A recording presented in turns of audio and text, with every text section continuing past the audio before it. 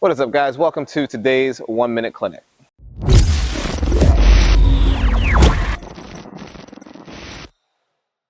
Today's question comes from William U. And remember, if you want your questions answered and turned into a 1 Minute Clinic, comment your questions down below. I get to every single one. William says, "Hi Will, could you make a video about how to handle fast or loopy deep returns? I'm struggling," I'm going to assume that's supposed to be I'm struggling, "to manage these types of shots after my serve. I tend to move back, but it doesn't work well."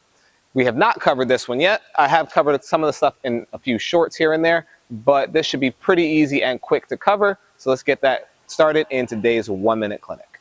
So before we get into the ball actually coming back, we have two things that we have to cover on this side of the net. When you serve, there are 4 steps that go into being ready for the next ball to come back, no matter what ball it is. And that would be basically your recovery cycle. If I'm right-handed and I'm serving, I should land on my left foot. That would be the first step. And then we would go left, right, which is going to help me change my momentum. Then I'll go left and then split. So before we do anything in terms of handling a specific ball, practice serving and building that rhythm in slowly. Whether you hit a serve and you just kind of practice landing on one foot, or whether you're going 1, 2, keep working that rhythm until you can go 1, 2, 3, and then split. After you've done that, and obviously reverse the pattern if you're left-handed to right, left, right split. After you've done that, the next thing you're going to want to do is base your split step location off of the location that you're serving. If you guys remember, I did a serve and volley video where I said how to move toward the net and cover specific shots. That counts just the same back here. If you're serving out wide, assume that the ball should be going cross court. That doesn't guarantee it, but covering the angles and things like that, landing your split step right about here, just off center, it's going to go a long way. And if you're serving down the tee, recover back to the center of the court, which is basically halfway between both singles lines. So combining both of those things, let's say I served out wide, I would hit my serve, I'd go left, right, left, and then I'd split over here, which gives me the opportunity to cover a fast or slow or loopy return. And then the last piece that we want to do, base your split step location off of the quality of return that you've been seeing, for example. For example, when you're hitting a fast serve and you're expecting a weaker return, your split step should be off center, but maybe your split step's going to be a little more inside the court, which allows you to attack the next ball. If you're hitting a second serve, your split step may be a little further back. So depending on the speed of the serve that you tend to hit, whether it's fast or slow, the exercise I'm going to explain now is going to help you practice getting ready quickly. For the people who are faster servers, I recommend practicing this from the first step. If you're a slightly slower server, practice this from the second step. What I'm going to do is I'm going to have Gerardo, who's in the back, feed a ball to me as if he was returning a serve. That's why he's off on the side. But I'm going to wait for him to feed it, balancing in one of those 4-step positions. So for me, being a slightly faster server, I'm going to be waiting like this. And then as he feeds the ball, I'm going to quickly do my steps, split, and then hit the shot.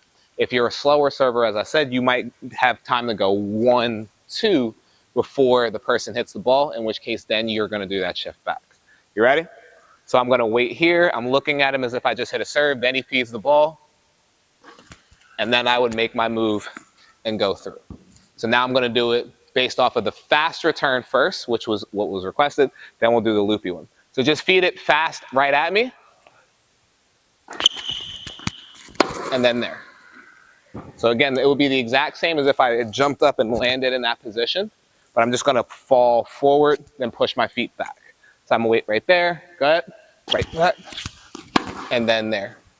The only reason why I'm kind of skipping the split step is because I already know where the ball is going. The split step is supposed to be cued to when the person makes contact.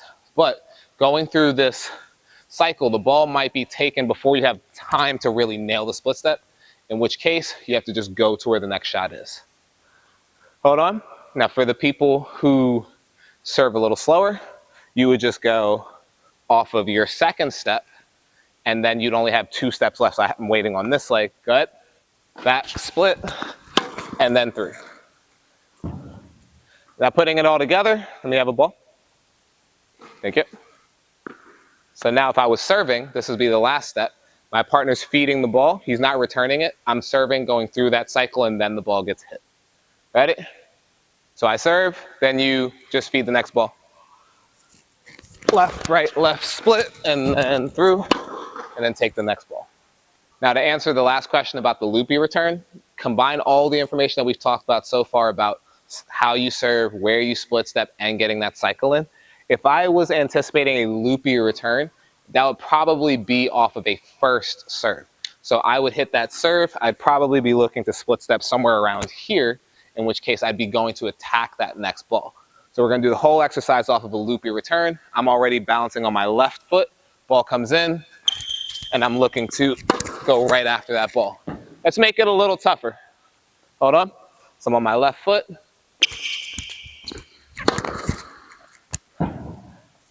Even higher. Hold on. Go. There you go. Yeah. So because I'm holding my ground and I'm basically practicing as if I had hit a first serve, my eyes are a little wider to step in and attack that shot. But that's going to wrap up the video, guys. If you know anybody who would benefit from this, please send it off to them as always. And also remember, if you want your question answered and turned into a 1-minute clinic, just like today, comment your questions down below. Don't forget to like and subscribe. We're almost at 10,000. But until then, I'll see you guys in the next video.